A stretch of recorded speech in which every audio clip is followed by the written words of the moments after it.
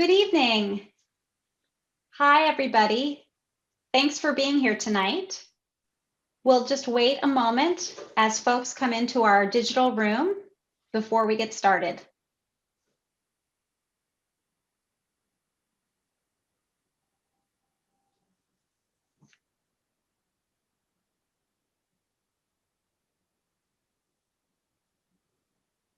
I'm just watching the participants join us here. We've got a nice crowd already, and we appreciate you being here tonight.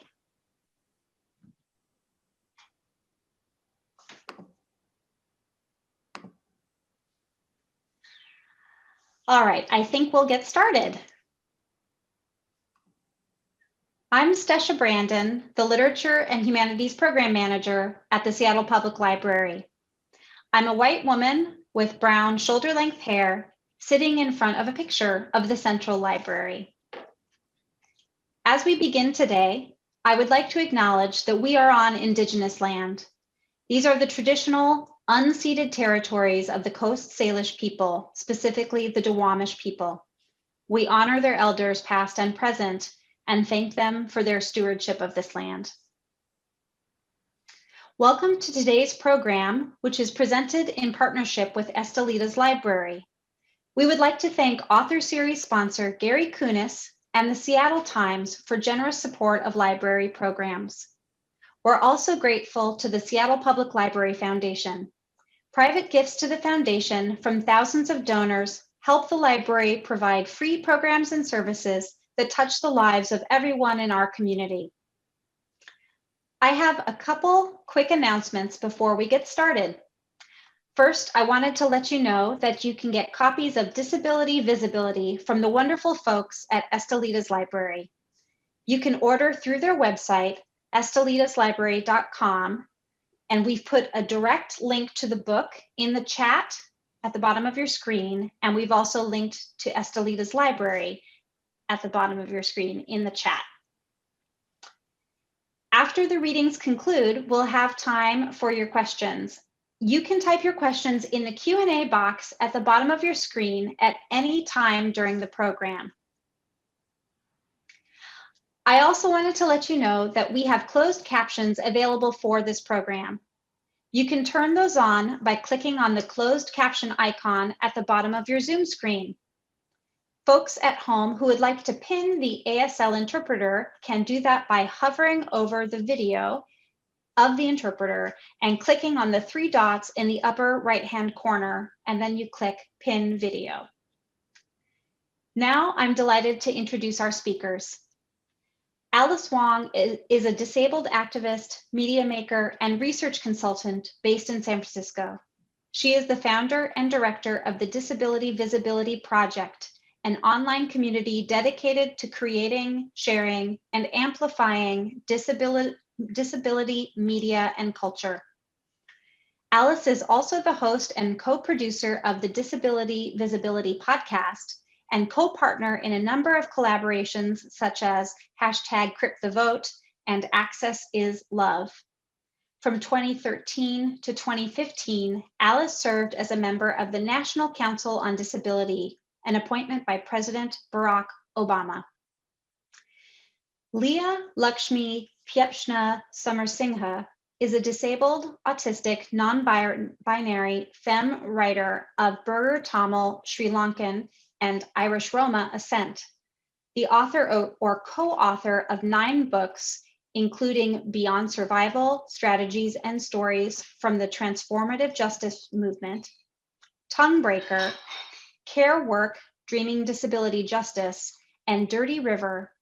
Their work has won the Lambda and been shortlisted 5 times for the Publishing Triangle Awards. A lead artist with Sins Invalid since 2009, they are the 2020 winner of the Jean Cordova Prize for Lesbian and Queer Nonfiction and a 2020 Disability Futures Fellow. Hugo, Aurora, and British Fantasy Award winner Elsa Hunson is a deaf-blind hurricane in a vintage dress. She is most well known for her nonfiction work, which has appeared at CNN, Tor.com, the Boston Globe, and in many other venues. In addition, Elsa writes fiction and game design texts, such as the Fate Accessibility Toolkit and Cereal Box's Marvel's Jessica Jones Playing with Fire. As an activist for disability rights, Elsa has worked with New Jersey 11th for Change and the New York Disability Pride Parade. Her debut memoir, Being Seen, will be out from Tiller Press, an imprint of Simon & Schuster, this fall. Our panelists will be talking about disability visibility, first-person stories from the 21st century, which was conceived and edited by Alice and includes contributions from Leah and Elsa.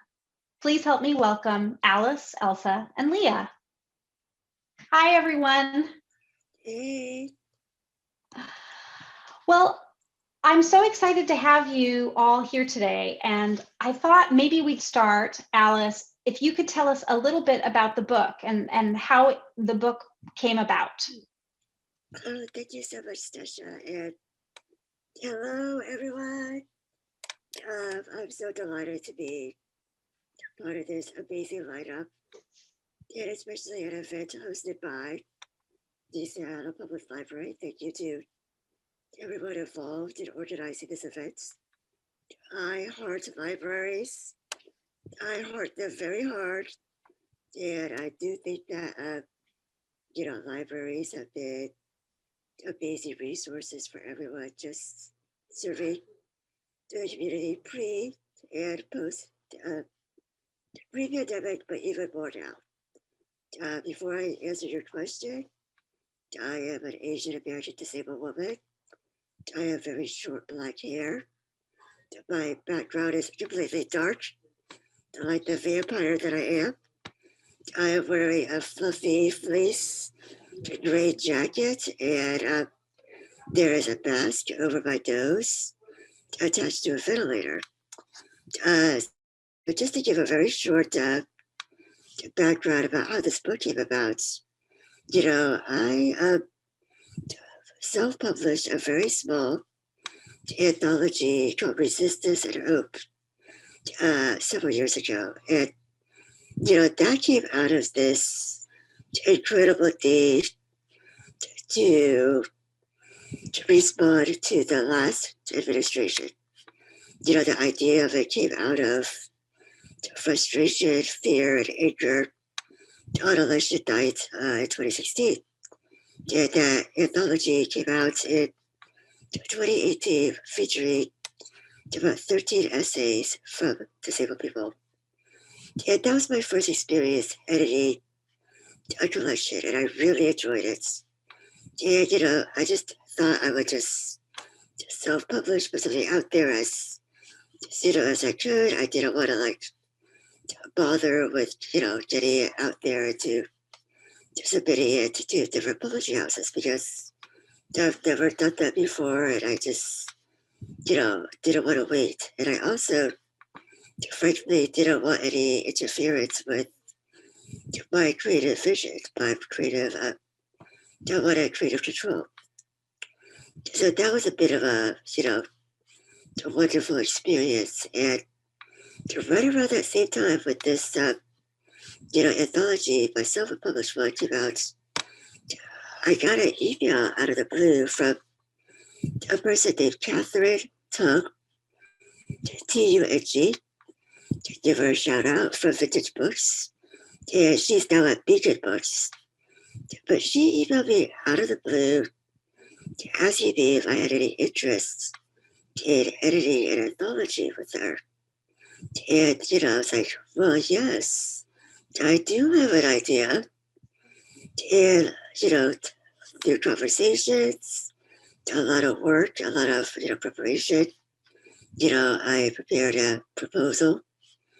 And what was different from my first self-published anthology is I really wanted this to be centered on culture, centered on disabled wisdom, and really about the most for the last 20 years. So really a snapshot of the 21st century perspectives and lives. So that was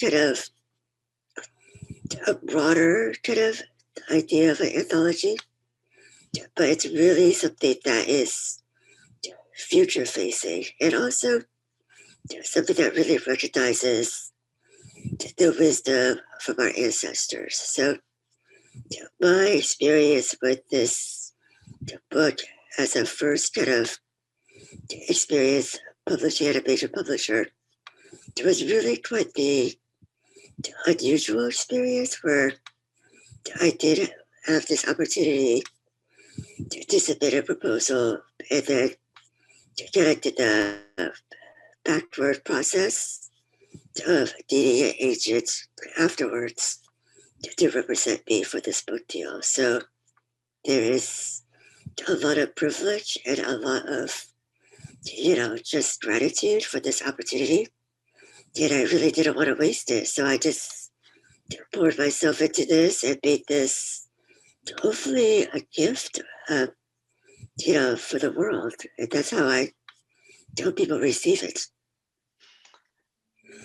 Thank you. Yes, I loved, I think I'm going to summarize, but I think you said something to the effect of you wanted to welcome people in, but also respect and acknowledge the past, but then welcome in to look forward. And I loved that. I would love, Alice, if you would tell us a little bit more about your editorial process. You said this is only the second project that you did, sort of as an editor. And how did you come to invite Elsa and Leah to contribute? Or if there's other thoughts that you had about that process, I'd love to hear a little bit more about that. Yeah, I think a lot of what I do with the Disability Visibility Project as somebody that creates media, there's somebody that shares and amplifies media. So much of my work is driven by, just by being a fan, just loving my community, loving the amazing work and brilliance that's out there. So, throughout my entire life, I've been just collecting things, bookmarking things, and just, left and right. I mean, you should see my web browser. It's kind of a hot mess, but there's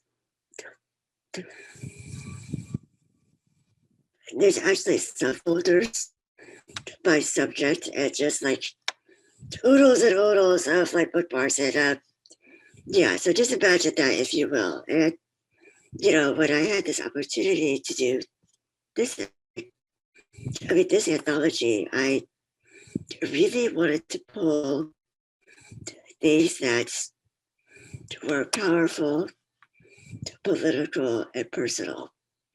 And I really just wanted not the typical, disability one-on-one kind of pieces. Like, this is what it's like to be me, or, you need to be more aware of XYZ. Those pieces already exist. And I really wanted to kind of raise the bar for the readers that really like, these are some deep dives and just things that are maybe challenging, maybe force people to reflect a little, and also not work that has to explain who we are. I think that is something that, I think publishers, they have this expectation that the audience or the buyers or readers, are really like not disabled folks, right? Like that we need to make sure that we, write for them, or, change frame ourselves in a way that's palatable. And I didn't want to be palatable. Like, that's kind of one of my intentions. Also, in a gentle way, not to say that, I wanted people to feel like we're bringing you in, we're inviting you in. So, it was difficult to select these pieces because clearly, this is just one anthology, but this really is a reflection of a lot of what I care about, the issues, the kinds of people I wanted to highlight. So I was very intentional about that. And I hope that when folks look at the table of contents, they read a few pieces, they'll see a small window of how vast and how nuanced, the disability, when we think about the community, but really it's community within communities, universes within universes, and that's hopefully what people will come away with.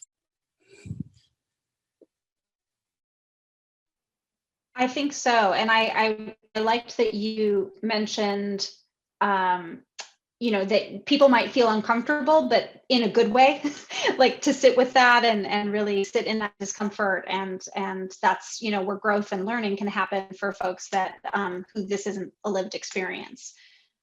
So I appreciate that. Elsa, I would love to bring you into our conversation. Your essay is titled How to Make a Paper Crane from Rage, which is a fantastic title. Would you like to read us a short excerpt? Absolutely. Let me pull that up. I'm so sorry. Could I interrupt for 1 second?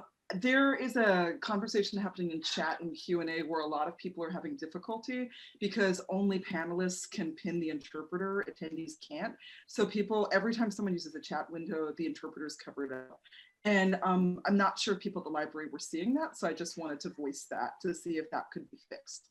Thank you, Leah. I will work on that while Elsa is sharing her excerpt. We'll see if we can solve that right now. Thank you.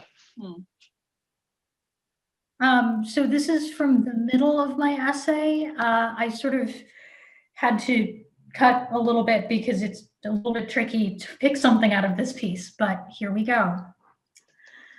My rage is supposed to be small, manageable, pretty.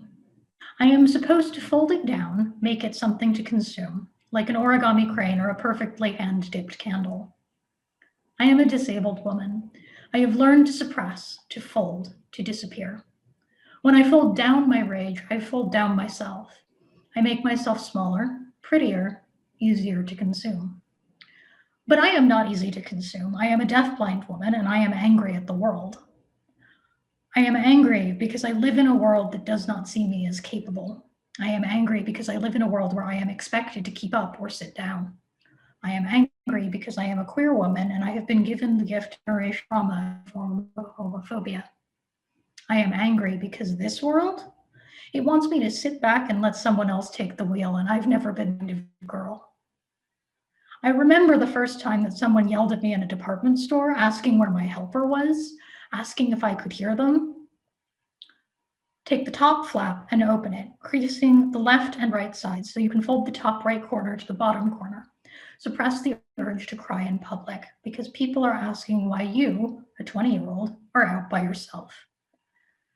There's something really horrifying about realizing people don't see you as an adult when you are in fact an adult. There's something angering about it too, that people assume based on the kind of body that you live in or the sort of marginalization you carry within yourself that you can only be an adult if someone helps you. With time, I had to learn how to deal with those feelings. Turn the paper over and do the same thing to the other side. Refuse to make yourself smaller even as you create something out of your anger. This world, this society wants to destroy me. It wants me to be small, wants to cower in a corner, afraid to see the light. It offers me locked doors, closed windows, and rejection at every turn.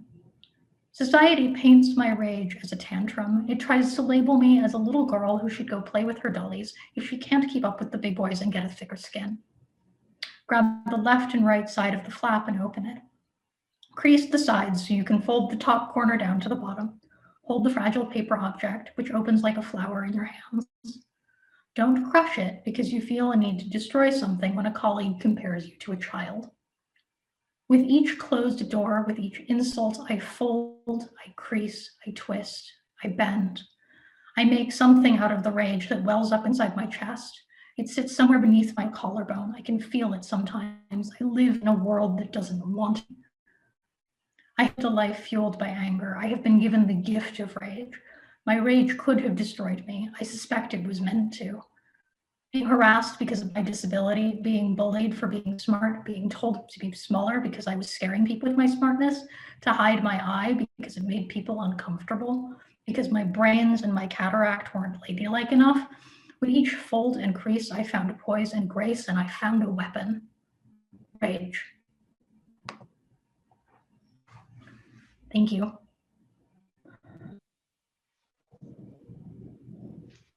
That was so powerful. Thank you for sharing that.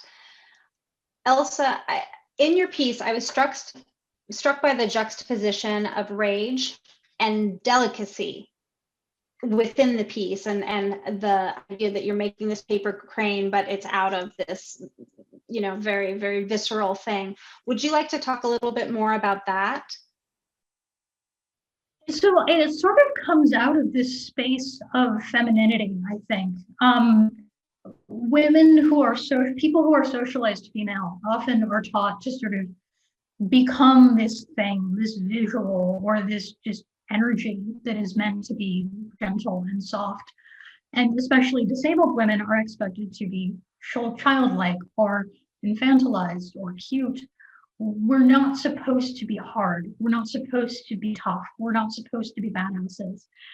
And so when you're living with this rage at a world that constantly is at odds with you, you have to find a way to balance that. And for me, I actually value and live in my femininity. I'm a very femme person.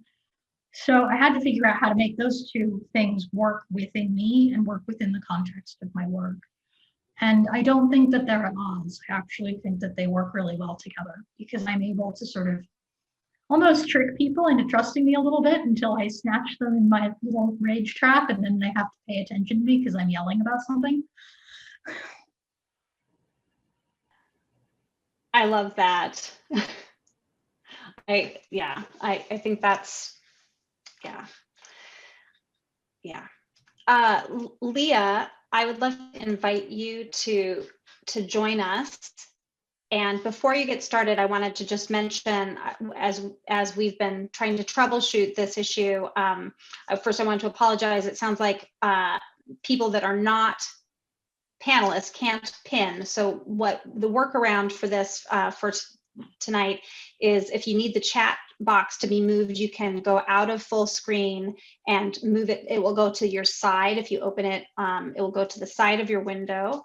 And then you can also move the closed captioning box just by kind of clicking on where the closed captioning box is. So if that helps, so that you can see your the window that you're hoping to see, I think that might be a workaround. I'll keep looking to see if there's a better solution, but that's a good middle of the road. Leah, thank you for bringing that to our attention, and also for joining us now. Your piece, Still Dreaming Wild Disability Justice Dreams at the End of the World, and is based on an earlier essay, I think. Would you like to read us a short excerpt? Yeah, absolutely. Thank you. No problem. So hi everybody, this is Leah. I'm a light brown skinned, kind of sand colored, middle-aged, non-binary, autistic, aging punk femme. I am talking to you from my house in Beacon Hill, South Seattle on Duwamish territory. I am sitting in a very cat chewed up, overstuffed chair of my old roommates in front of a pink wall. And I've got clear cat eye glasses and purple lipstick, and I'm really happy to be here. So yeah, this is the piece.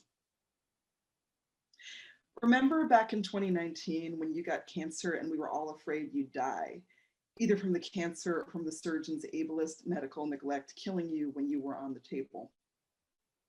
Remember when it was just 2018, the first year disabled people you knew built a network that gave out 80,000 masks for free in 1 month during the wildfires. The first time you heard the term large-scale air emergency, but not the last. Remember the first time you saw disability justice listed as a section in the library, Audre Lorde and Leroy Moore's faces next to each other on their books. Remember when guaranteed annual income went through, when sub-minimum wage got lifted and we could keep our income? Remember the payouts for medical abuse reparations? Remember when the Judge Rotenberg Center and the last forced treatment facility for autistic youth closed, and we had all of the mourning and celebration ceremonies? Remember when you were first stockpiling masks, water, and gas before you had the whole Crip of Color Elder Farm we live on and roll through? Remember when we first felt the memorial for everyone we've lost, Carrie Ann, Stevie, all of them? It's hard to dream when you're terrified, and these are terrifying times. The nonstop repeated blunt force trauma of the last 3 years, the horrors that are often beyond the worst that we could imagine that just keep coming and coming, from the concentration camps to the public charge rule, from Kavanaugh's ascension to the Supreme Court to Muslim ban number 3, forests on fire on all sides of the world and ice melting on both poles have put me and so many people I know in a deer and headlight somatic state of freeze. It turns out that the end of the world is easier to read about in a book than to know how to respond to when it happens in real life. This past year, and I wrote this in 2018, as I've been on tour with my book Care Work, I've often worn disabled queer Latinx maker activist Annie Eleni Segarra's "The Future is Accessible" t-shirt when I'm on the road. Often I have a trick where I ask audiences to stop, go inward, and try and imagine that accessible future.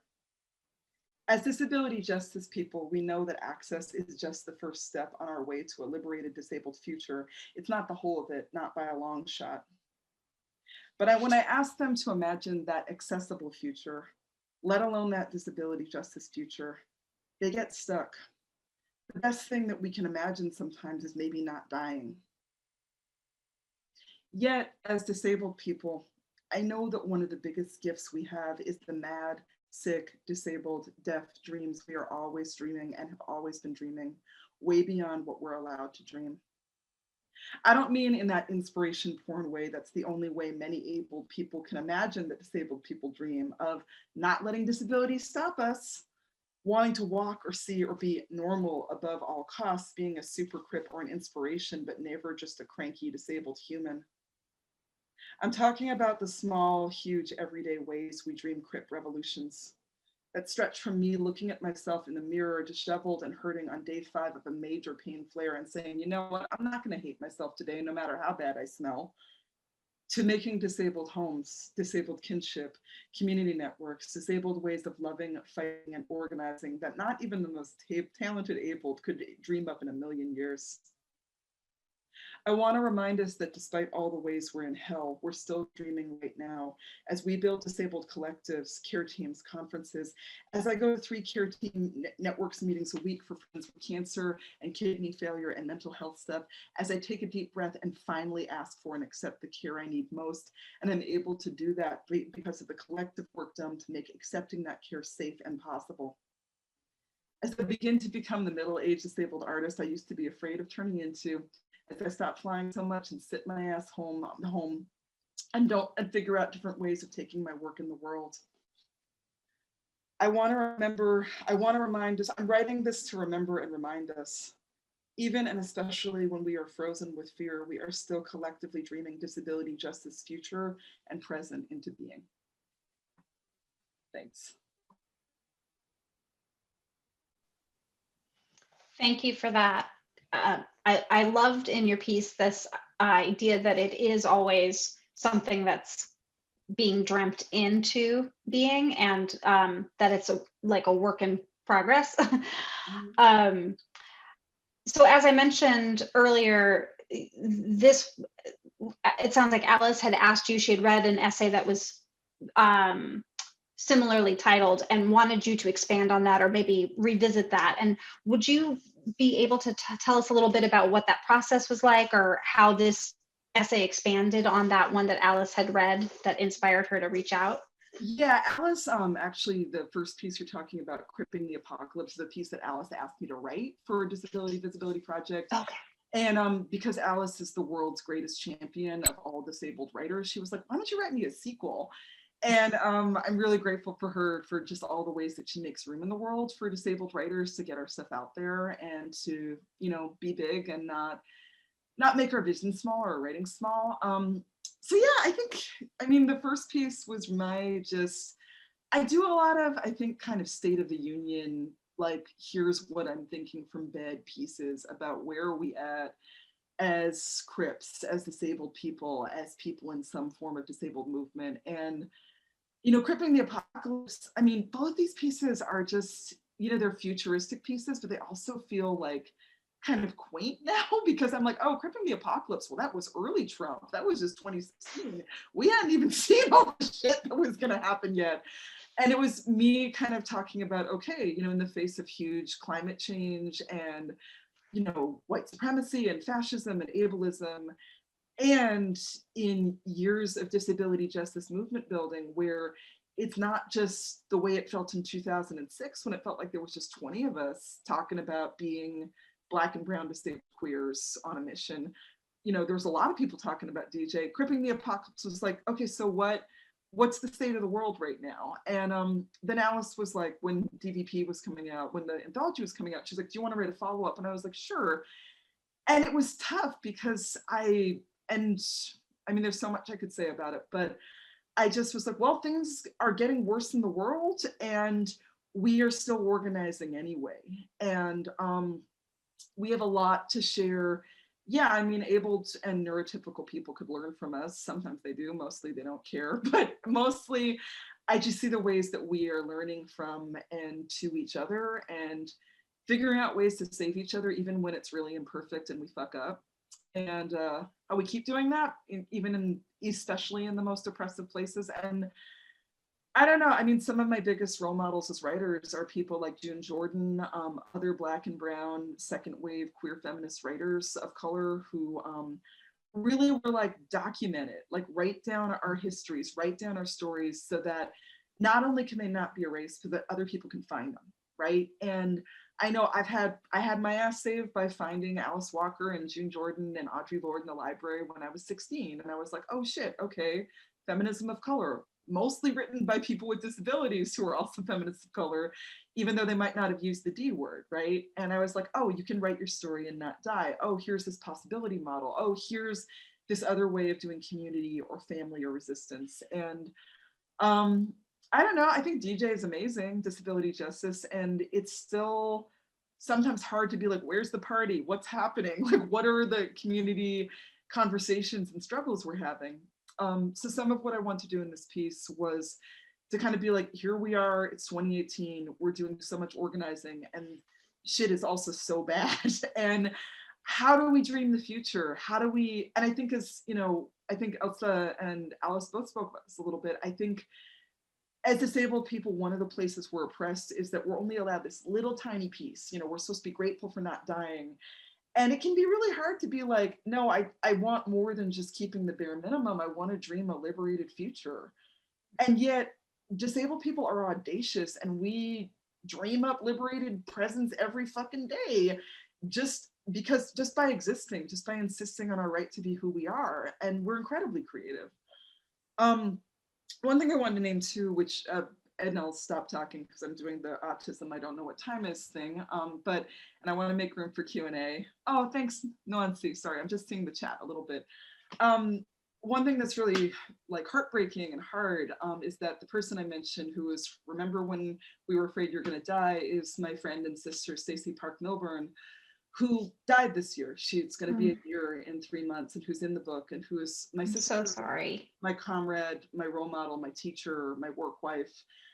And but you know, Stacey's piece is literally called On the Ancestral Plane, and she was talking about the ways as disabled people we have ancestors and we talk to each other from both sides of the veil. And it's something Alice and me have talked a lot about. It's like, oh, Stacey was leaving us breadcrumbs, you know, and it's something I really debated whether to read from that part of the piece because it's like a gut punch, but I think there's something really important to name, in that a lot of us have lost people this year. We've lost people before, we're worried about dying, and to name that like those are the stakes, like it literally is life or death when we think about making a future that's going to keep us alive.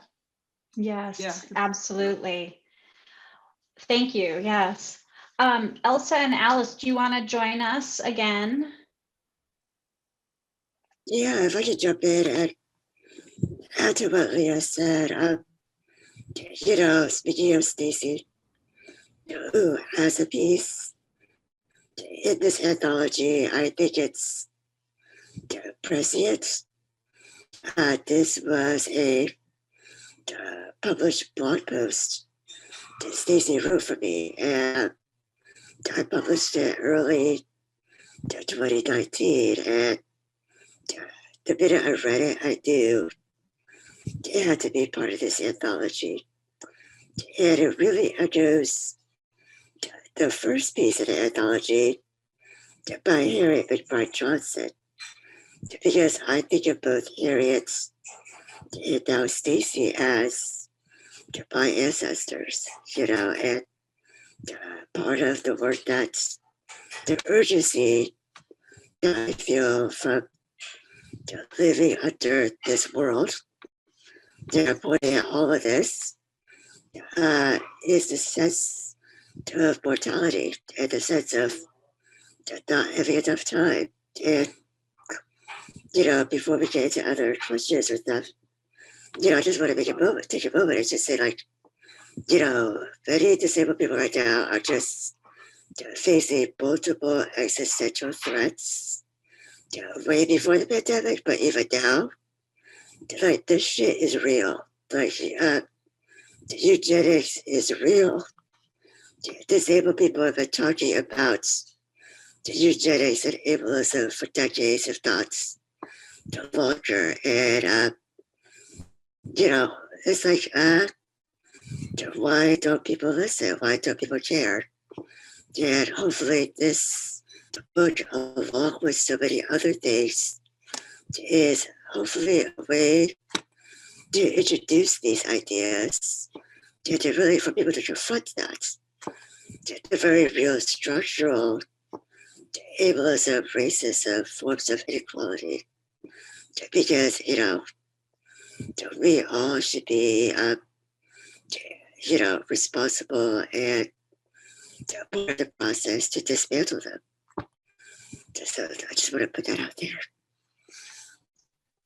Thank you for that. Elsa, do you have any? Oh, go ahead. It's funny, the How to Make a Paper Crane from Rage opens essentially with the first time that I can remember being angry. And it's when my father basically was told that he had 1 year to live. My father had AIDS. I am a deafblind woman who was the daughter of a man who was disabled by a disease. And I grew up here in Seattle, Washington. This is actually my hometown library. And so I think about the fact that I'm actually dealing with the history of my ancestors and the memory of specifically my family. And there are so many echoes of his death and of just the queer community's death in the 1990s during the AIDS crisis, and how that now is sort of replicating for me in an emotional way during the pandemic. And I think a lot about just how those communities maybe don't talk to each other right now, but maybe we should be. Maybe we should be talking about what it was like to grow up in the crisis and what it's like to be an adult during the coronavirus pandemic, and how those things do interconnect, because these are histories that keep repeating themselves. Marginalized communities aren't taken care of by the government. Our health isn't taken seriously. The things that are trying to kill us aren't being taken care of. And you know what? It just keeps happening. So I hope that if you are a non-disabled person who's listening to this, that you call your representatives and talk to them about the disabled people who don't live in group homes. They're not getting vaccinated right now. Disabled people who are just independently living like me, like Alice, like Leah, who knows? So I think about that in this long lineage of how I've been raised. And that's sort of what's coming to me through this talk about speaking through the veil, about speaking with our ancestors, as we have this long lineage of the larger society trying to kill us. Thank you for that. I'm very much struck by your acknowledgement of that sort of history repeating itself, but also by your call for us to talk to one another and to, for communities that have been impacted to talk to one another, and also your call for non-disabled people to prioritize this conversation so that we can interrupt that history repeating itself. We've been talking about how the pandemic has impacted us sort of broadly, and I'd love to ask each of you to talk a little bit more about how it's impacted your work as creators and writers. But before I do that, I'm going to remind our wonderful attendees that if you have a question for any of the panelists, you can put that in the Q&A box at the bottom of your screen, and we'll have time for questions in just a few minutes, and we'll be able to ask your questions. We may not have time to get to everybody's, but we'll do our best. So Alice, would you like to talk a little bit about how COVID and this pandemic this last year has impacted your work as a creator? Yeah, thank you so much. I think if there's one word of the day, it's rage. I just want to uplift Elsa's essay. There's so much of what the themes from Leah's essay as well, but I'm very ragey, and I think there's something to be said for the utility of rage. A lot of people think, oh, it's toxic, it's destructive, it's negative energy. But you know what, for me, I thrive on it, I use it, I wield it like a flaming sword. This past year, and well into this year, and who knows how long, I have been working in overdrive in a lot of ways, in ways that work for me. This is not about, bending toward capitalism, bending toward it's about productivity, but I'm racing for my life. This is not over dramatic. This is for real. I'm talking from here I am in the San Francisco Bay Area. Our governor just yesterday decided to scrap the third tier of prioritized populations for vaccines. So that's an entire swath of people under 65 who are disabled, chronically ill, immunocompromised. Basically, they said they're going to go by an age-based approach after this current round of vaccinations, and this is going to kill people. This is going to cause huge delays. This is a message that disabled, sick, chronically ill, disproportionately people of color, disproportionately poor people, disproportionately essential workers do not matter, that we are disposable. And this is violence. This is eugenics. And this is ableism. So for me, what I do now with my time and energy is just freaking laser focused on really sharing our stories. And just to do a little shout out to myself, I want to let people know that I started a hashtag yesterday on Twitter called hashtag high risk CA, HIGHRISKCA, to really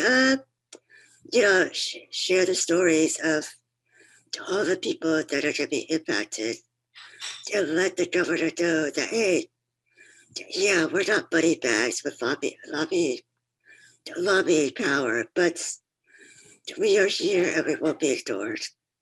So these are things that would I rather be doing on other things, other creative pursuits? Absolutely. But I feel like a lot of my activism is also a creative practice. So that's all I'm doing right now. That is a lot. And thank you for that work. And I'm appalled to hear about that in California, but I'm sad to say I'm not surprised, right?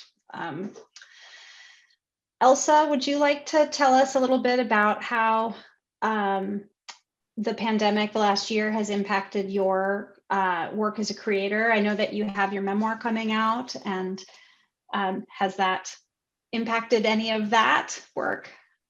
So I will give you the timeline of my last year, and then you will understand why my book is going to be the way that it is. In December of last year, I found out I was getting divorced. And I thought, well, I don't want to live on the East Coast anymore. I want to move back to Seattle, which is where I'm from. So I packed up everything I owned, moved in approximately 2 months, got to Seattle on February 19th, and 3 weeks later we were in lockdown and I had a memoir due.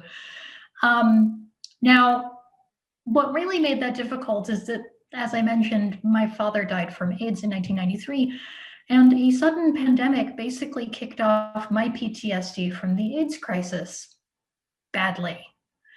So I spent the first 4 months that I could have been working on the memoir, basically keeping myself together while getting divorced and settling back in Seattle. And then I wrote a memoir in about 5 months while everything was happening in our world. Turned it in on time. It's done. It also means that the book I wrote was not the book I set out to write. The book is much more raw than I had anticipated. It is much more honest than I had anticipated. It's frankly much angrier than I had anticipated. So I guess what I'm saying is buckle up, because you're in for a very tough ride. I think what I said to my editor was, this book is on the outside, oh look, a disability memoir, and on the inside it's, hi motherfuckers, ready to play? So yeah, I hope you read it, and I hope you see what it was like to write it, because it was not what I expected, and 2020 is the reason why. Thank you for that. And that is honestly amazing to me that you were able to pull that together in 5 months on top of everything else. So congratulations on having the book come out. It comes out in, is it October of 2021? Is that right? It's October 5th, 2021. I'll paste the pre-order link in the chat now. That's great. Thank you for that. And yeah, that's amazing that you were able to pull that together, honestly. We have time for a few questions, which I'll get to after I ask Leah how this has impacted her work. So if you were going to ask a question, now is the time to type it in the chat, and then we'll jump to those in just a minute. Leah, can you tell us a little bit about how this last year has been for you as a creator and artist? Jesus Christ. You know, I mean, the plus side is that, so I started subluxing my joints 2 years ago. I was kind of always an autistic, disabled road warrior. I traveled a lot. It had its costs, but I could go and gig and come back and sleep, and it was more accessible for me than working a 9 to 5. And January 20th of last year, Jerry Stickson and me co-edited this book, Beyond Survival, Strategies and Stories from the Transformative Justice Movement. And we got a total of 3 readings out before, you know, Corona kicked in. And I have been using this phrase like disabled early adapter, where everyone I know who was a CRIP, especially people in the autoimmune nation, were like, when everyone was like, oh, it's just a cold, we were like, cancel everything, put on your mask, go get your lentils, stay inside. They're lying to us. And by the way, it is aerial transmission. I was right, God damn it. So we had to cancel our whole tour, but we both had been, you know, as people with different, you know, health conditions, and Jairus has asthma, we were like, we can't do an able-bodied tour anyway. And it didn't have to work out this way, but what ended up happening was 2020 was also the year of the abolitionist revolution, led by Black liberationists in the streets. And all of a sudden people were talking about transformative justice and abolition in the New York Times in a way that I never would have predicted. So people just kind of bought the book, especially because our publisher AK made the ebook available for $1.99. So a lot of people were broke and were just home and were like, I'll read some shit. So it was kind of like, this isn't some sort of like magic solution thing, you know, it didn't have to work out that way, but it did. And I was like, well, this is really cripping a book tour. You don't have one. And people just have things to read. But other than that, I would just say briefly, I was already, you know, working so much in disabled world, and I already had for years been like, yep, Zoom, yep, can't travel. So I had an easier time than some folks who are very performance gig based, because when it hit, I was able to be like, hey, let's do it online. And places that I was doing work for were more able and more willing to be like, oh yeah, no, we'll switch to Zoom. There was less resistance to it. And then I actually got a lot of offers of work of like, can you come teach us how to DJ? Can you come teach us how to transformative justice? Can you come teach us how to care? And you know, I just was like, I'm going to do everything I can to do a lot of teaching stuff, a lot of writing stuff online. I wrote this piece again for DVP, Cripping the Resistance, this summer, that came out of just being like, shit, man, I want to be a CHOP, but I don't really have an immune system, you know, and I know I'm not the only one. And just, I mean, like many things in my life, it started on a Facebook thread where I was like, does anyone else feel like the revolution's here and they're too scared to go out because you don't even go to the grocery store? And everyone was like, fuck yeah. And then we started talking about what are some disabled ways of resistance that are like, yes, soup, yes, mutual aid, yes, listening to each other, but also maybe when the cops are downtown and distracted, we can like look like, you know, helpless cripples, some of us, and like, you know, drop a banner off a building. And also recognizing that a lot of us are profiled in very different ways, and some of us are profiled a lot because we are Black or brown, disabled people, etc. So it's not that simple, but just really looking at what are the ways we resist all the time that we can amplify as different modes of resistance. But I will say, like, I mean, just, yeah, what, you know, Alice and Elsa both said about different forms of grief and rage. I mean, there's been so many people in my life who are fighting to survive, who didn't make it, who are friends who are like, yep, 3 of my family members are all just tested positive. You know, it's really nonstop. And it's interesting because like I don't know, for a while I was like, I'm just kind of in the trenches. And then I found that I was kind of in the middle of, especially my Stacy grief, I just was on the couch writing poetry also. And it's been interesting. Like I kind of was like, damn, I don't know if I have any creative time left. Like I've just got to answer the demand. And then kind of what came to me was like, you know, in the worst of times, we need poetry and we need stories and we need stuff that, you know, is how to in a different way. That's still the poetry and the art and the stuff. And I have a tentatively, this is the first place I've talked about it. I have a new poetry manuscript in progress that's tentatively entitled "The Ways Disabled People Love Each Other," or "How Disabled People Love Each Other." I love it. Breaking news. Yeah, trying for it. No publisher yet, but there will be soon. So I think it's important to keep finding time for the poetic.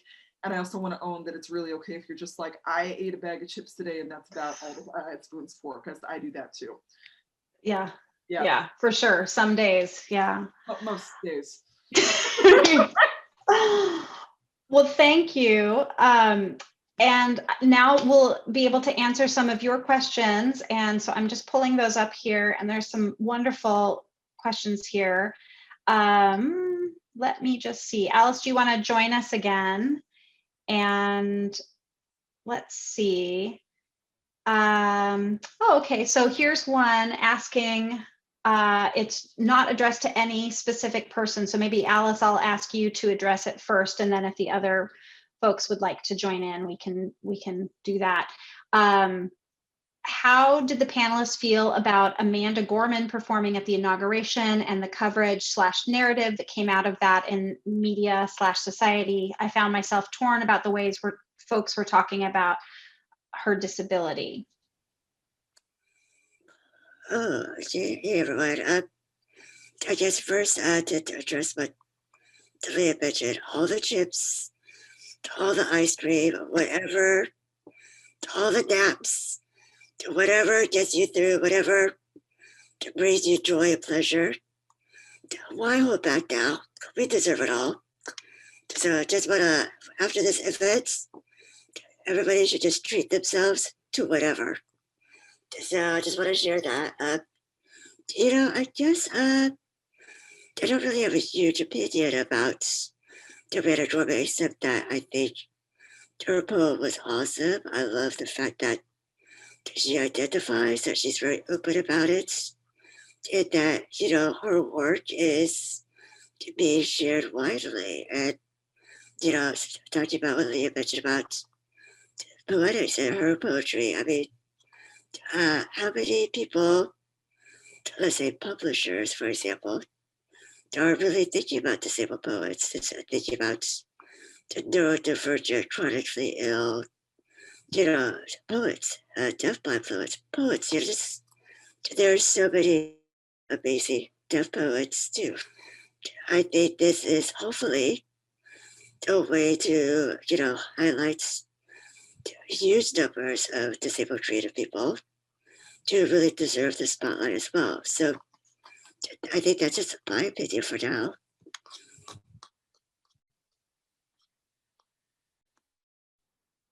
Text is my first language, so I just put it in the chat box, which is one of my homelands as an autistic person.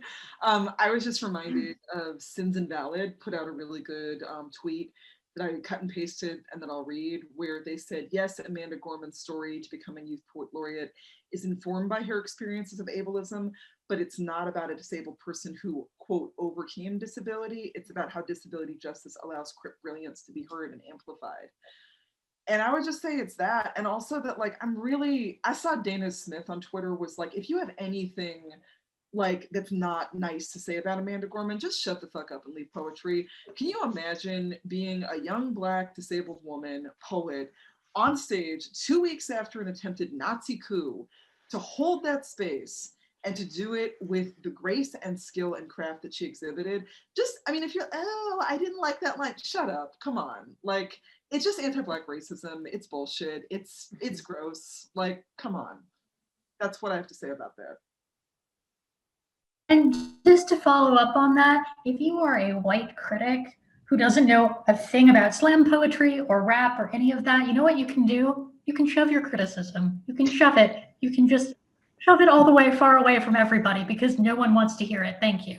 That's really all I have to say. You all said it great. I love it. We have a question from Mia. Mia says, I am a teenager who has mostly, in parentheses, invisible disabilities, all chronic illnesses. I never know whether I am a community member to other disabled people or whether I'm an ally. What are your thoughts about community similarity versus difference? And it looks like Elsa wants to address that first. So I will come at this from my experience as a queer kid, because I think that some of these things do sort of overlap. When I was growing up, my parents were queer. I was raised in a gay community. I knew that I was not necessarily straight, but I didn't bother to figure out my identity because I was inside of the community. And so at that point, I wasn't quite sure. And then as I grew up and I realized that I wanted to claim my identity as a queer person, it mattered. You get to opt in to what you feel is right for you. It's the same thing with disability. If you have chronic illnesses, you have something that is a part of your body that makes you disabled within the context of the construction that we have, you get to claim it for yourself. That's your choice. I have, in the deaf community, there are deaf people who don't identify as disabled. They identify as deaf. I'm deafblind. I identify as disabled, but that's my choice. That's my language. So I think you get to decide if you're an ally or if you're a community member, because that's you. Nobody else gets to tell you who you are.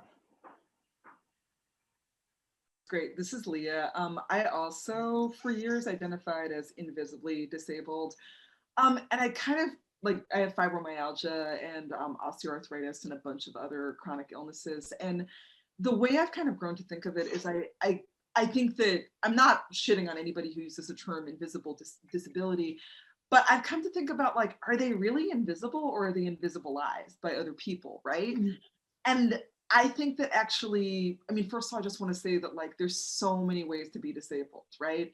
And as disabled people, I mean, it's kind of, to use an analogy of like looking at like Black, Indigenous, and people of color, we're all non-white people. We all have such different experiences of race, of racism, of racialization, of culture. I think that's really similar to disability community, where we all face ableism. We all have experiences of living in bodies and minds that are not considered quote unquote normal.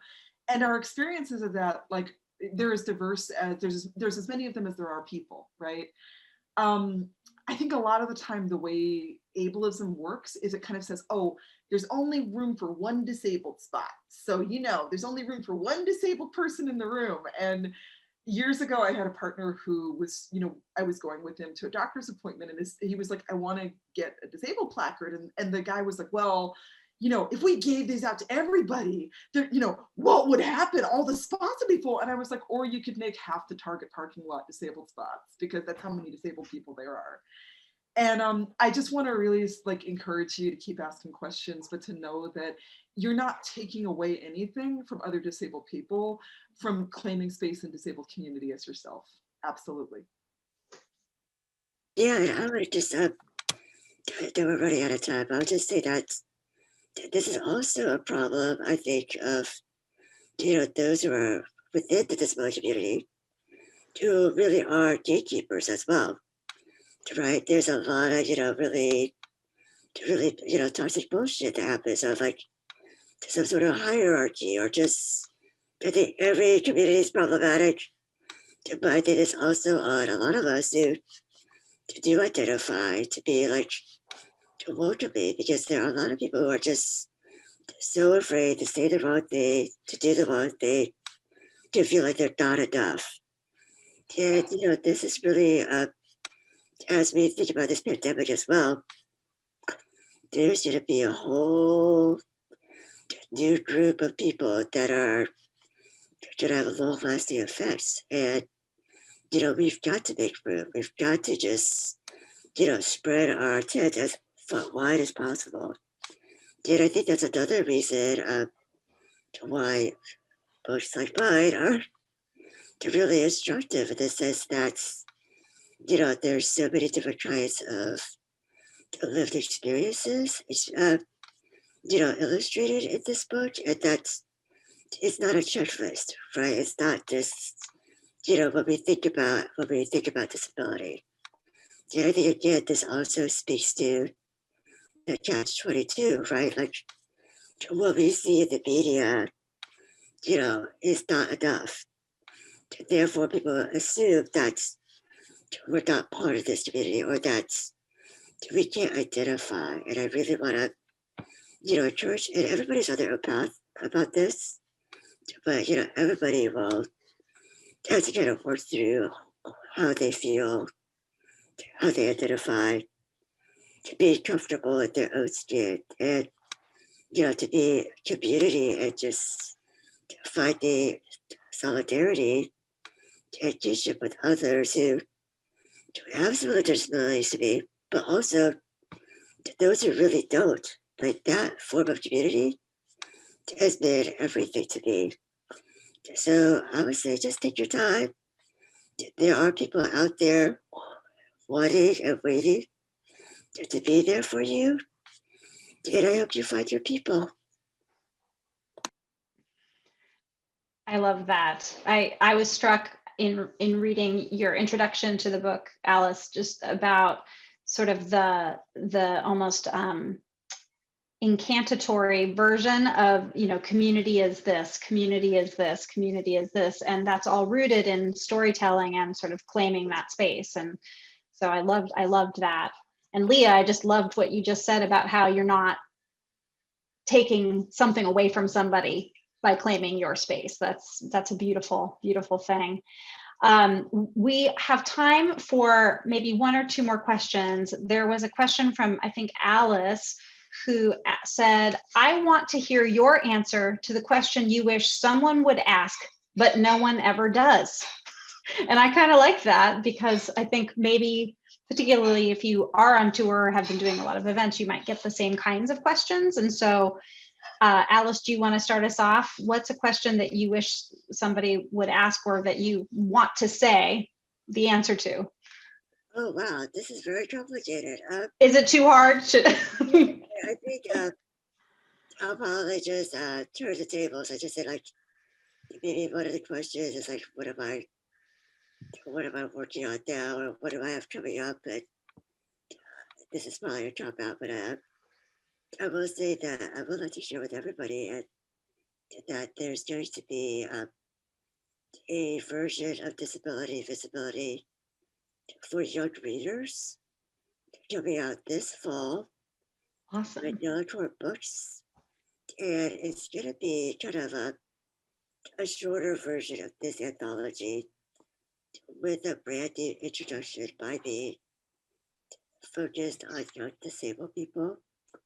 I had a delightful time writing this introduction because it really did also, bring back a lot of feels for me as growing up as a young person. And, I cannot wait for this version of the anthology to come out in the fall because, I want this to reach all kinds of people. And hopefully I'll get to talk and be a dialogue with the young ones. So I didn't really ask you a tough or unusual question, but I thought I would just share that with you all. There you go. That's good. Elsa, do you have anything that you would like to say that you wish somebody would ask and you'd like to answer? So, sure. 4 weeks ago now, I went viral about Helen Keller because there's this whole TikTok conspiracy that Helen Keller wasn't real. And the reason why I bring that up is because whenever that conversation happens, people are always like, you're deafblind, you can't actually be on the internet. How are you using your computer? And I wish that instead of asking me that question, which is really boring, people actually asked me what it was like to be deafblind in a technological world. Because you know what the answer is? It's great. I have hearing aids that hook up to Bluetooth so that I can actually take phone calls. I have learned ASL over the internet this year because I couldn't meet up with a tutor in person, but my teacher could meet me over Zoom. It's not perfect, but it's better than nothing. I'm able to work from home. I get to work in a space that actually works for me as a blind person. I have a computer that actually does things that I needed to do with a pen that actually works as a mouse, like my finger, instead of having to find a cursor in the middle of a screen. Living now as a deafblind woman in the 21st century, there's a lot that's wrong with it. There's a lot that sucks. There's a lot that I don't like and that I want to change and make better. But I get to live a pretty cool life, and I get to live a life that's actually in community with other people, and that's rad.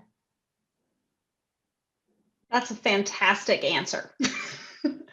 Leah, same question. Oh God. Well, Alice, you're gonna like this answer. I will always want to talk about how Star Trek Discovery is a Black, disabled, feminist fucking piece of work. And I always want to talk about cats, and I want to talk about my cats.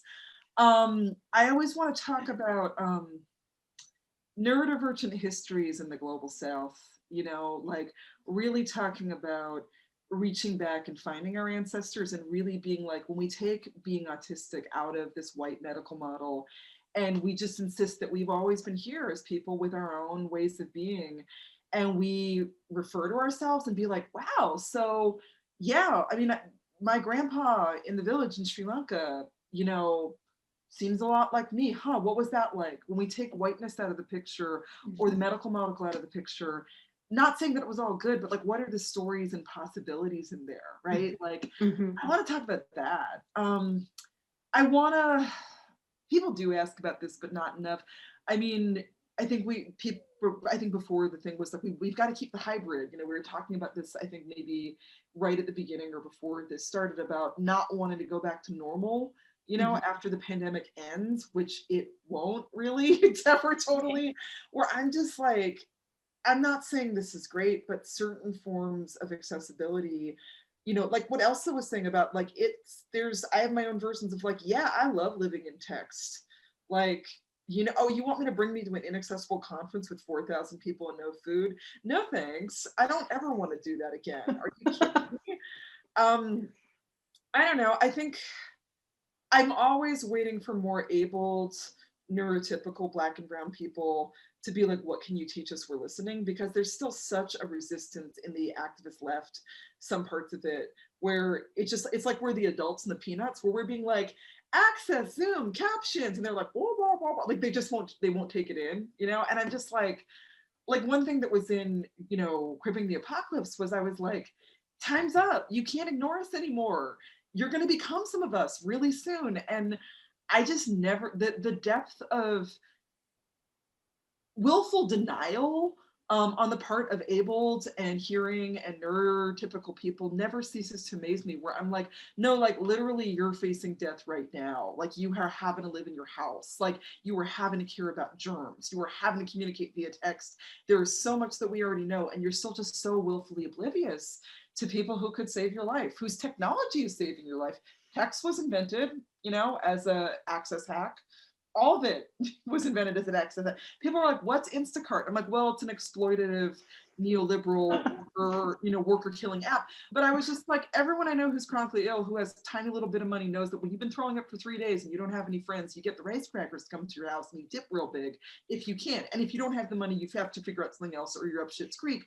But I just was like, right, yeah, like not everybody just has like 2 legs and walks around and looks at things and talks and looks you in the eye and goes to the grocery store. Like, what the fuck is that? I swear, I hope that's all right. It's a little late for this now. But, it's late now. yeah, and I will always talk about anteaters at great length. So no one ever asked about my animal, you know, like specialties. Interests, yeah. Yeah, interests. Excellent. Yeah, so that. Well, I'm so appreciative that the 3 of you made time to be here tonight. This has been such a great conversation, and I feel like we could keep going. And I just want to be respectful of everybody's time and also encourage people to read this beautiful book. For those of you who are interested in reading Disability Visibility, it's available from the library at our website, and that's at www.spl.org. And we have both digital and print copies available through the library. But we're also partnering with the wonderful folks at Estelita's Library. And if you wanted to purchase the book, you can do that through their website, estelitaslibrary.com. And we've also put a direct link to the book in the chat. And Cleo, who's invisible currently, if you can repost that link in the chat, because I think it might have gotten buried, that would be awesome. And also, I just wanted to mention, for folks that might not know and be interested in learning more, the Seattle Public Library has an amazing library equal access program that is, we call it LEAP, L-E-A-P. And so we'll also put a link to that to the site on our library site in the chat. The staff there in the Library Equal Access Program are able to provide all different kinds of services and help provide access for folks with a variety of different accommodation needs. And so if that applies to you, you can start by looking at the website, or you can, on the website, there is a phone number, and you can learn more about that program that way. Alice, Leah, Elsa, thank you so much for being here tonight. It was a wonderful conversation, and I hope you'll come back again soon. We're also grateful to our sponsors, the Seattle Public Library Foundation, the Gary and Connie Kunis Foundation, and the Seattle Times. And of course, thanks to all of you for joining us tonight. I'm sorry we didn't get to everybody's questions, but we had folks tuning in from all over the world, and I'm so grateful that you made the time to be here. We're recording tonight's program, and once it's captioned, it will be posted on the library's YouTube channel. So if you go to YouTube and put in the Seattle Public Library, our YouTube channel will come up. And so you can always re-watch the program if there was something that you missed or wanted to go back and revisit. Thank you so much, y'all. Nice to see you. And Live long and prosper. I love it. And prosper. Let's fly. Yeah. Yes. Be well. Prepare the rocket, baby. Good night, everybody. Thank you. So much solidarity and love. So much solidarity and love.